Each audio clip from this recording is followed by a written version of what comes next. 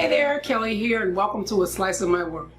Today I wanted to share with you guys some thoughts that I have on the fallout of the pandemic. So I have a little list here, and I'm going to share with you some experiences that I've had and just my thoughts on the after effects, if you will, as we go forward in our new normal. So the first thing that I think is obviously very much so going to be affected is travel.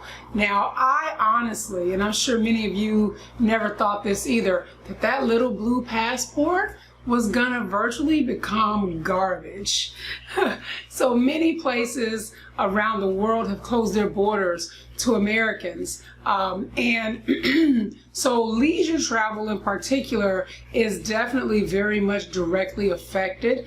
And every country, I think, is feeling it, especially if it's a country where tourism was a really big part of their economy. And now, to keep their citizens safe, they are closing their borders and having to figure out new methods, if you will. I think that it is a very smart move on the on behalf of those countries.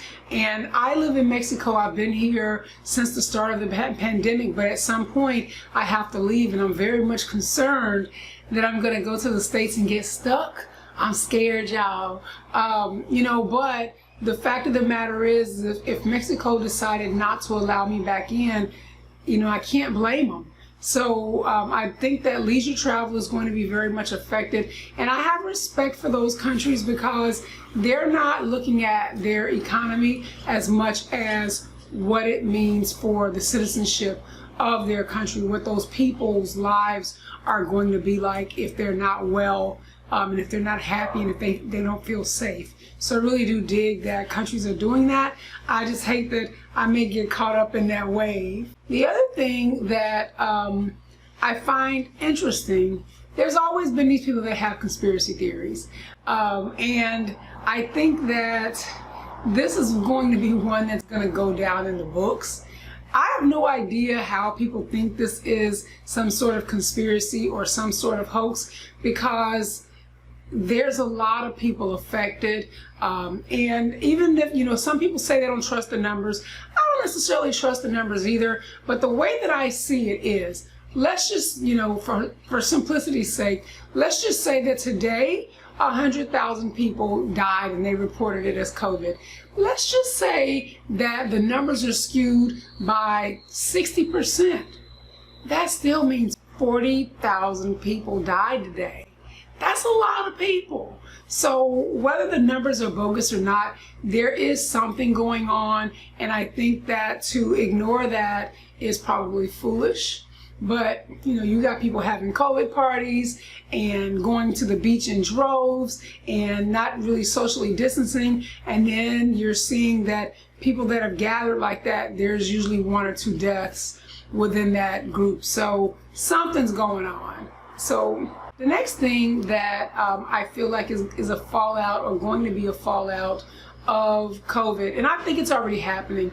I think that insurance companies were already hard enough to deal with. Now I think that they're going to really have to bolster their coverage of mental health providers, because COVID has really done a number on a lot of people. It's created more anxiety, more fear, more overwhelm, more depression, more feelings of loneliness. And people, Zoom is great, video is awesome, but there really is nothing like the actual interaction with another human. And for people like me who are single, I left my house. Today is the 8th of July, and I went out day before yesterday, and that was the first time I'd left my home since the 23rd of June. So all that time I've been in my home all by myself. Now, fortunately for me, I kind of dig being alone. People get on my nerves. So I've been here with my plants and my making my coloring books and sewing and just doing I've had all kinds of things that I could do here, but there are a lot of people who really are very fearful. They're afraid to leave their homes now. I believe that this virus has created a lot of agoraphobes, And so that's a mental thing that is going to have to be squared away once things start to kind of get to where you can breathe again, so to speak. The other thing that I think is a fallout of the pandemic and is bothersome is many of you have complained about, a few weeks ago your phones were slowed down because Apple was adding something to your health app, and it basically was a COVID tracker. And my understanding is this is not turned on in the US, it's turned on in China, but the question is how long before it is turned on in the US? This is a direct violation, in my opinion, of the HIPAA laws, where perfect strangers are able to, put that scarlet letter on you, that you have this thing, and it's going to, I think, create even more mental issues, and it's going to create a lot of other problems because now they're revealing medical histories and allowing you to be ostracized for those medical histories. So that is a bother to me because constantly we're losing rights. Constantly things are being legislated and regulated, and we're not really paying close enough attention to the things that we're losing until they're lost. So that, I think, is also another fallout, if you will, of the pandemic. The last thing that I think is going to be a fallout, and actually I won't even say going, it already is, and this bugs me, and I have an experience story to share with you guys, and that is shaming people for not wearing their masks and shaming people for being ill. So, excuse me, one, with regard to the mask, I wear mine. Many of you know I've shared this, I've been very open about this, that lupus has given me a lung disease. So it's hard for me to just walk across a room and talk.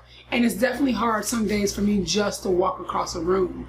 And so for people who have pulmonary disorders where breathing is a challenge, to put something over their face only means that's going to be a little bit more challenging. Did you hear me? I said putting something over their face only means that's going to be a little more challenging. So in these cases, their medical professionals have actually said to them, don't wear the mask. Now, I know you are always going to have people that are going to take advantage of that. You got a lot of nonsense going on, especially in the US, where people are griping about their individual rights being violated by being told that the masks are mandatory. But for those people who actually have a legitimate reason, you don't know what that reason is. So for you to be out shaming them because they don't have on a mask, they're trying to save their own lives. And that's exactly what you're trying to do as well. You can say that you're wearing that mask for the collective good, but you're wearing that mask because you're scared you're going to get it and you're going to die. And then, if you can help the greater good, that's the other part of it. That's the other benefit. But first and foremost is survival for yourself. So you can sit back and pretend that's not the case if you want to, but we all know the truth, okay? But here's the other part of that, why me personally, a person that is immunosuppressed, a person that has lung issues, that is very vulnerable to the possibility of even a common cold creating a major issue for me. Here's why I'm able to mind my business. One, when I leave my house, I have my mask on. So whether they have their mask on or not, I have a barrier. Two, when I leave my house, I have my bottle of hand sanitizer. So when I touch stuff, I again create myself a barrier. Three, when I get back, I make sure I thoroughly wash my hands. And if I'm out and I go to the bathroom, I make sure I thoroughly wash my hands. Again, another barrier. Four, if somebody does not have on a mask and they get close to me, I'm like, what? Back up, bruh.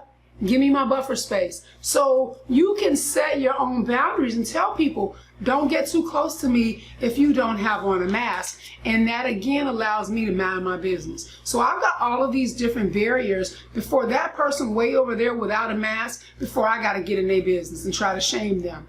So I'm going to share my story real quick. And if you have not subscribed, please do so. I would love to see you counted amongst the numbers of the people who follow me and my nonsense and shenanigans. But when I was in the US, early part of the year, many of you know this, I was in the hospital for 2 months. And my immune system was so bad that my family, there were days when they would not allow my family in at all. I was on strict isolation. When the family did come in, they had to wear masks, they had to wear gowns, they had to wear gloves, and it was a lot, you know. And this was before the pandemic, because my immune system is shady like that, okay? And so a common cold literally can kill me. And so you know, so I was told these face masks, permanent part of my life. Everybody else at some point may go back to where they don't wear them. These were, I was told in crowded situations, these are a permanent part of your life. I was given a box when I left the hospital. So I've got my little box here, and I have the ones that I've made. Now, I was in the airport after all of my hospital stay and all this, and a lot of people don't know this, but chemotherapy is a treatment for lupus. Okay, so I left the hospital. My doctor told me, look, you can hardly walk across a room. You definitely don't need to be trying to run for delayed flights and that kind of thing. When you go back to Mexico, get wheelchair service. And I thought that was wisdom, so I exercised wisdom and I ordered wheelchair service. Well, when I flew out of Florida into Texas, my flight landed at about 10 in the morning, and my flight out of Texas back to Mexico wasn't until about 6 that evening. So I had a few potty breaks in between that time. Well, what they do is they take you to the terminal in the wheelchair, and then because there was such an extended period of time before I was going to fly out again, you sit in a regular seat and they go away with a wheelchair, and then when it's time for you to fly out, they come back, they put you back in the wheelchair, and then you board. Well, there was a woman, you know, that, because you go first. So there was a woman in the line, and she looks at me, and she looks up at the girl that's pushing me, and she says, I saw her walking. And I looked up at the woman and I said, did you see my 7 weeks in the hospital and my 2 rounds of chemo? And she looked ashamed for having spoken out about me being in the wheelchair and her having seen me walk.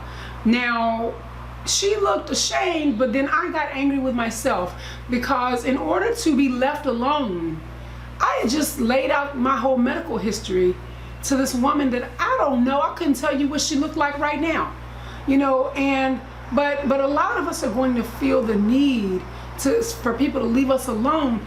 You know, you can't help if you got a common cold. So if you cough, people are gonna be on, why don't you stay home?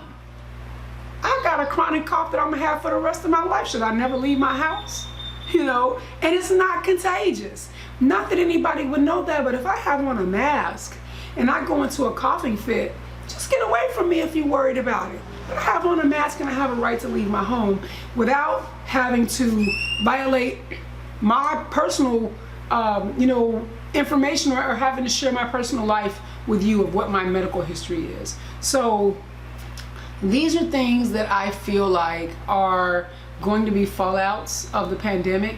And I really felt, honestly, that this was a time that we really could have pulled together and really had compassion for one another and really helped one another. And instead, we just failed miserably, especially in the US. So anyway, if you have not subscribed, please do. That's how you help support my channel. Also, if you'd like to help support what it is that I do, in the information below, you're going to find links to my Etsy store where I have lupus awareness stuff, and my other Etsy store where I do adult coloring books and journals and planners and that kind of thing. So I hope that you will support me in some way, shape, form, or fashion, and I will see you next go round. Have an amazing week, and don't be out there shaming people. That's not nice. Be nice. See y'all next time.